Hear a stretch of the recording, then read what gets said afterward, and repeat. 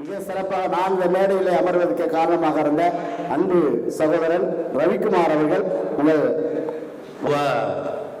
ஒரு கல்யாண மண்டபத்துல கடைசி பந்தியில சாப்பிட்ற நிலைமையும் புரிஞ்சு சிரிச்சவங்களுக்கு நன்றி. அண்ணே அந்த டிஎம்எஸ் பாட்டு பாடுவாரு. இந்த டிஎம்எஸ் ஐயா அவர்கள் நம்ம தொடங்கி வச்சுட்டு போயிருக்காரு. நான் ஒரு டிஎம்எஸ் பாட்டை பாடி உன்னை கூப்பிட்டுருக்கேன். இல்லனே, பொதுவா கல்யாண மண்டபத்துல கடைசி பந்தியில சாப்பிட்ற நிலைமையும் ஒரு பட்டிமன்றத்துல அணியில கடைசியா பேசுறவ நிலைமையும் ஒண்ணு. எப்படின்னா அம்மாக்கள் சில பேர் யோசிக்கிறீங்க, கல்யாண மண்டபத்திலே சொல்றேன். இந்த கடைசி பந்தியில சாப்பிட்ற நிலைமைய பார்த்திருக்கீங்களா? கிழிஞ்ச இலை, உடஞ்ச அப்பளம், காஞ்ச சோறு, தீஞ்ச பாயாசம். அந்த பாயாச பக்கெட்லயும் ஒரு கரண்டிய போட்டு நமக்கு 2 முந்திரி கிடைக்காதான்னு தேடுவான் சில பேர்.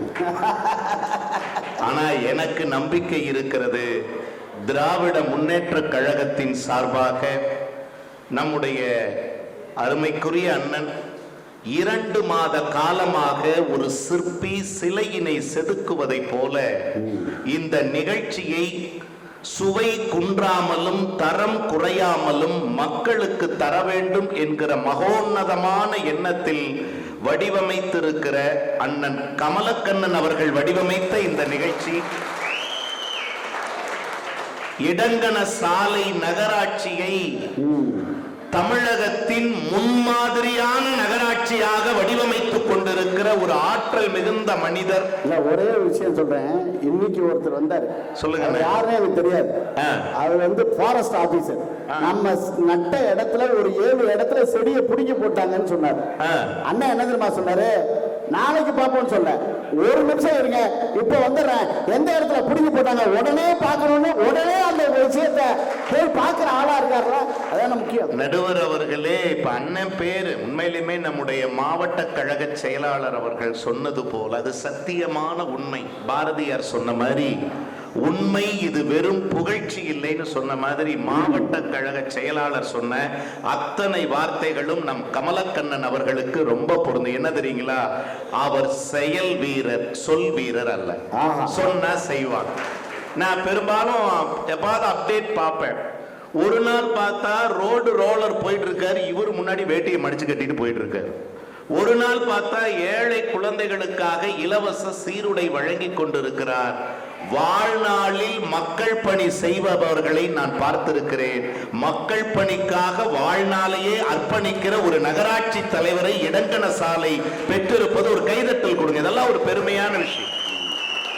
உண்மையிலுமே அவர்களுக்கும் நம்முடைய மாவட்ட கழக செயலாளர், ஏன்னா அண்ணனுடைய மீசைக்கு நாங்கள்லாம் அடிமை. அந்த உண்மையில் கைதட்டுங்க சார். யார் சார் பாராட்டுவாங்க? உண்மையிலுமே எனக்கு இந்த தலைப்பை நான் ஒரு 6 தலைப்பு அண்ணனுக்கு அனுப்பினேன். 6 தலைப்புல உலகத்திலே சொல்றேன் சார், தலைப்புக்கே ஒரு பட்டிமன்றம் வச்சவர் அவரு தான் நினைக்கிறேன் சார். இது வேணாம் தம்பி, இது எங்கேயாவது போட்டிருப்பாங்க. யாருமே தமிழகத்தில் இதுவரை மாண்புமிகு உதயநிதி அவர்களுக்காக போடாத ஒரு தலைப்பை முதலில் இடங்கன சாலை நகராட்சி நம்முடைய மேற்கு மாவட்ட இலக்கிய அணி தான் போடணும்னு சொன்னாரு.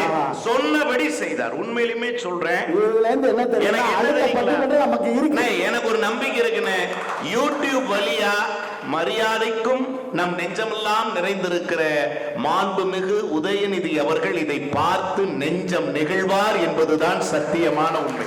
ஏன் தெரியுங்களா? பெரு நகரங்களில் தங்களை கொண்டாடுவதை விட எளிய மனிதர்கள் வாழுகிற கிராமங்களில் கூட கொண்டாடுகிறார்கள் என்பதுதான் பெருமையான விஷயம். அதை சாதித்து காட்டிய உண்மையாகவே இந்த நிகழ்ச்சிக்கு அதாவது ஒரு கம்ப ஊனி போஸ்டர் ஒட்டி பிளக்ஸ் கட்டி வேர்க்க விறுவிறுக்க உழைச்ச அத்தனை பேருக்கு ஒரு கைதட்டல் கொடுங்க.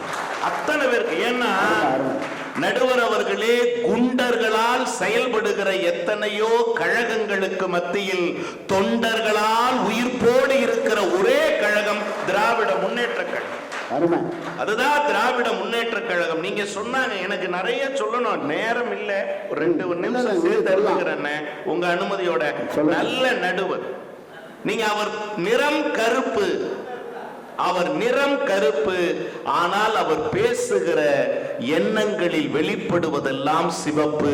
ஒட்டுமொத்த உருவத்திலேயே நம் திராவிட இனத்தின் அடையாளமாய் அமர்ந்திருக்கிற நடுவர் அவர்கள். கருப்பு சிவப்பு இடையில வெள்ளை, அதுதான் தமிழ்நாட்டுக்கு தொல்லை.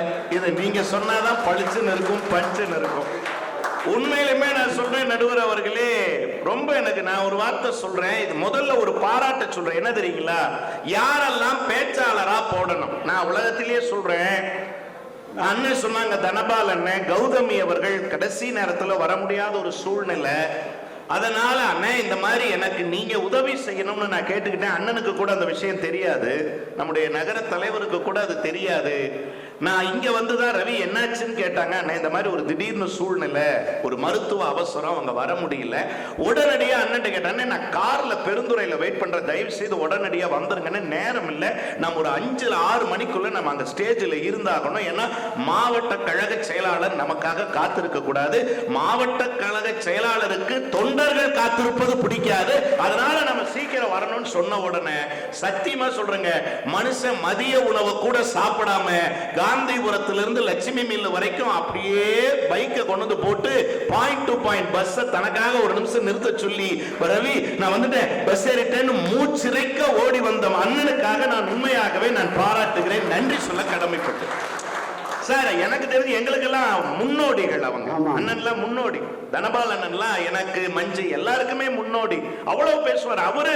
திராவிட கழக மேடைகளில் பேசுவதை நாங்கள்லாம் டவுசர் போட்ட காலத்துல கீழே உட்கார்ந்து கேட்போம். ஆனா இன்றைக்கு உண்மையாக சொல்லுகிறேன், பெரியோர்கள் வாழ்த்துவதும் இளையோர்கள் வளர்வதும் திராவிட முன்னேற்ற கழக மேடைகளில் மட்டும்தான் நீங்க பார்க்கலாம். அதுக்கான வாய்ப்பு சார் நிறைய சொன்னாங்க. இல்ல எனக்கு பெரிய விஷயம், யார் பேச்சாளரை போடுறதுன்னு அண்ணன்ட்ட கேட்டேன். யாருன்னா உடனே தமிழகத்தின் தலை சிறந்த பேச்சாளர்